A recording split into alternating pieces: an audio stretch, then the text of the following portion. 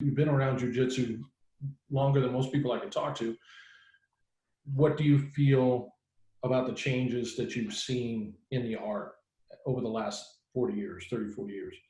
I'm up for it because I like change. I mean, you can't stop people changing. That's the whole human thing. Right. Just like I'm up for the internet, but I realize there's a cost for the internet. People don't learn to read books. You know, if they don't learn to read books, they're not going to read Dune. And if you haven't read Dune, you're not going to get the movie. You know, there's going to be a price, right? So there's just, I think so. The first thing I'd say to that is there's a price. I mean, there's a price for everything. There's a price for having a car. You know, you're not walking and getting up early to feed your horse and all that. So I think it's just different. So, we've gone from what I've seen, it was very much when I started jiu-jitsu, this is a martial art that is all about beating up people from other martial art styles. Mm-hmm. And showing them, highlighting their failings. Mm-hmm. And that was very appealing to me, you know. So I was into it. Yeah. And the ease with which you could do it, which was startling. Matt. Oh, I guess we've all had the same experience, right? Yeah. Startling. So that's what it was back then. It was all about us versus them, mm-hmm. meaning non-Brazilian Jiu-Jitsu guys. And then how we get better at that is we fight against each other, meaning Jiu-Jitsu against Jiu-Jitsu, right. Which then, of course, then the thing evolves. That's how it evolves. Counter, all of these things. So that's kind of what it was like. It was very raw. I want to say raw and grassrootsy, just as technical, mm-hmm. but raw and grassrootsy with the focus on that. A lot of the guys didn't even know the point system that were competing.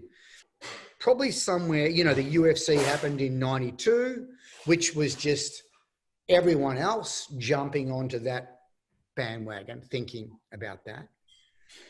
And then there wasn't many competitions because in America, there was no schools to have competitions with each other. So we did some Sambo competitions and things like that. But I don't know, Matt, you're probably more aware of it than I am, but probably competition didn't start to happen till the late 90s or something. Yeah, well, even maybe 2000 outside right. of that. Yeah. Because we needed schools to pop up for them to be competition. So it changed when that started happening. Then people go, what are the points again? You know, like I started to do that. And then it became so popular in the, I guess, 2000 to 2010 that there was so much competition. And that's when people started to, you know, let him pass my half guard, put him back in the half guard, let him put me back in the half guard right. so I can repass his half guard, and started to actually use strategy to win. Yeah. Rather than just dominating the guy. Right. So that's when it changed a lot. So then we've got a real sporting face populated by people who I'm sure that many of them don't even think about fighting. Right. Or how it would apply in the real world. And they may be right.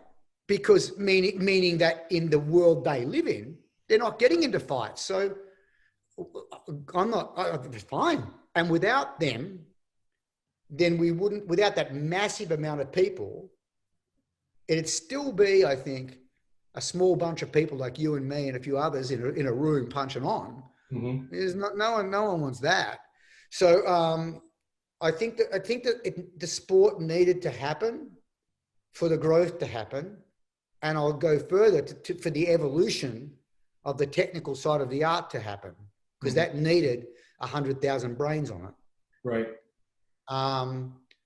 But again, I personally make very clear distinctions, you know, and in some of the work I do, I have to make clear distinctions on what are we doing here? Like, what outcome do we want? Right. Some of the work I do, the outcome is how I get away from those two guys who are trying to drag me into a van. Right. So how I disengage, not the complete opposite to it. So I think there's very clear distinctions. So I would say nowadays there's people who learn BJJ for self-defense, not many, but some. Then there's people who are into BJJ for the sport, competition specifically. And then I think there's people who are into BJJ for the ways it can enrich your life as a human being, which doesn't really matter whether it was sport or the fighting or whatever. They're in it for its own sake, for the complexity of it. Right. Like chess. Yeah. It's purely for the enjoyment, you know. Chess is chess. We're not actually riding horses and smacking bishops on the back of the head. We're not doing that. We're just doing it for the strategy and for the beauty and for the depth. I think a lot of people are into it for that. And for then maybe some very few can draw some parallels. They have to have that kind of brain to go, wow, look at how I dealt with that. Maybe I can do that off the mat. Look at how I recognize that to learn that, to escape from that position, I had to improve my position by 5%, and then by another 5%, and then by another 5%. I didn't need to escape.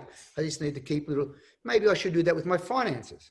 Mm-hmm. You know, so that's odd. It's odd for someone to do that, which is not odd for me.